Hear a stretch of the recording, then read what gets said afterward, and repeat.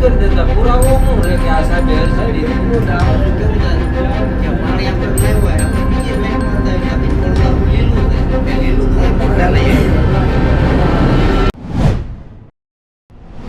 મારું નામ મનસુખભાઈ લક્ષ્મણભાઈ જોગરાજિયા, ગામ રામગઢ. આ જીએબી વાળાથી અમે એટલા કંટાળેલા છે કે ન પૂછો વાત. મારે 3 વર્ષથી વાડીએ પાણી જ નથી. મેં 3 વર્ષ મોટર નથી હાંકી તોય મને 18,000નો દંડ આપ્યો. છેવટે હવે હું કંટાળીને મારું કનેક્શન રદ કરાવવા માગું છું. કંટાળી ગયો છું આમ નથી શું કરું. 3 વર્ષ મોટર નથી હાંકી તોય 18,000નો દંડ આપ્યો. મારે આ કનેક્શન જ નથી જોતું. આમ નામ ભરાડિયા મુકેશભાઈ ગગજીભાઈ છે. મારે 38,000નો દંડ આવ્યો છે. વાડીએ બિલકુલ પાણી નથી. આખા વર્ષનો 10 મણ કપાઈ થયો છે. હવે આ દંડ હું કઈ રીતે ભરું? એક પગે લંગડો છું. ક્યાં રજૂઆત કરી આજે તમે? આજે સુરનગર. શું કીધું સાહેબે? સાહેબે કીધું તપાસ કરીને કંઈક માફ કરાવશું. આજરોજ સુરેન્દ્રનગર અધિક્ષક ઇજનેરની કચેરીએ સાયલા તાલુકાના રામગઢ ગામના ખેડૂતો આવેલા. આજથી 1.5-2 મહિના પહેલાં 1 કરોડથી વધારે રકમનો દંડ 81 ખેડૂતોને આપવામાં આવેલો, જેમાં ખરેખર નિર્દોષ ખેડૂતો હતા, જેને ખરેખર કોઈ અજાણી વ્યક્તિએ ખરાબાની જગ્યામાંથી વાડી વિસ્તારમાં લંગર આપી દીધેલું, જેનો ભોગ ફીડરના 81 ખેડૂત બનેલા. રજૂઆતના અંતે 1.5-2 મહિનાની પ્રક્રિયા પૂર્ણ કર્યા પછી એમના દંડમાં ઘટાડો કરવામાં આવ્યો. જે 1 કરોડથી વધારેની રકમ હતી એ 26,78,000 ખેડૂત વચ્ચે કરી આપવામાં આવી. પરંતુ હજુ 40થી 45 ખેડૂત એવા છે કે જેના ખેતરમાં પાણી જ નથી, જેના કૂવામાં પાણી જ નથી, જે લોકો ખરેખર આ વર્ષે ઉત્પાદન પણ આવ્યું નથી, જે લોકો વીજળીનો ઉપયોગ જ નથી કરતા. આ લોકો, આ ખેડૂતો દંડ કેવી રીતે ભરે? આજે અમે અહીંયા અધિક્ષક ઇજનેરને રજૂઆત કરી છે અને અધિક્ષક ઇજનેર દ્વારા આવતી 3જી તારીખે કાર્યપાલકને સાયલા મોકલવામાં આવશે અને ત્યાર પછી ખરેખર જે ખેડૂતો નિર્દોષ છે એ ખેડૂતો માટે કાંઈ ને કાંઈ ઘટતું કરવામાં આવશે, આવી બાહેધરી આપવામાં આવી છે. જય જવાન, જય કિસાન. મારું નામ જીતેશ વઘાસિયા, ગામ મારું ધોરાજી, જિલ્લો રાજકોટ. એક ધોરાજી શહેર ખેડૂત અગ્રણી તરીકે આજ વાત કરું છું મિત્રો,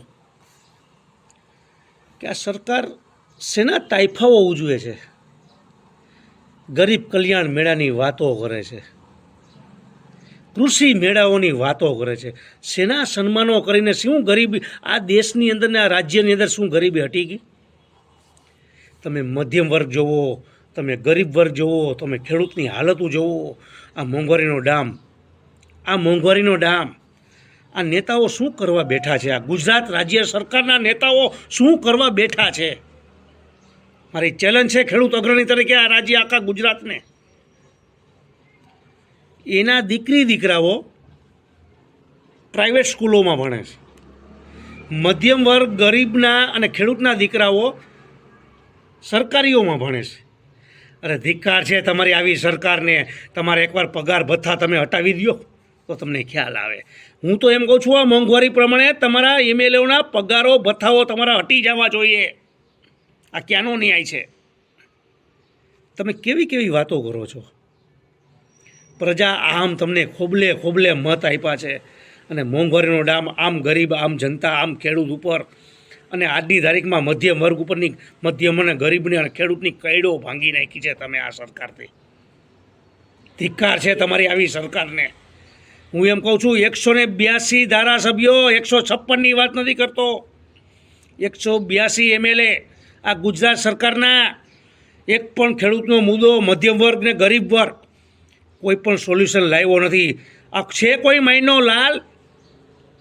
તો તમે શું અહીંયા વિધાનસભામાં ચૂંટાઈ જાઓ છો તો તમને શરમ આવી જોઈએ? તમને ખોબલે ખોબલે ભત ભરીને દીધા છે પ્રજાએ, ખેડૂતે, મધ્યમ વર્ગે ને ગરીબે.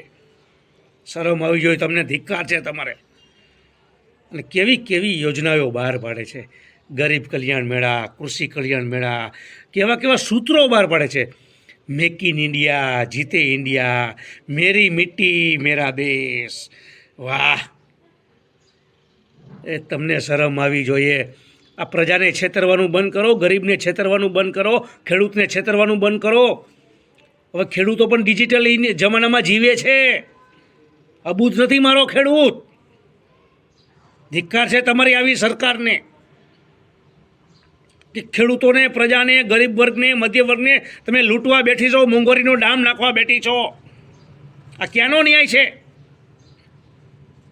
જય જવાન, જય કિસાન.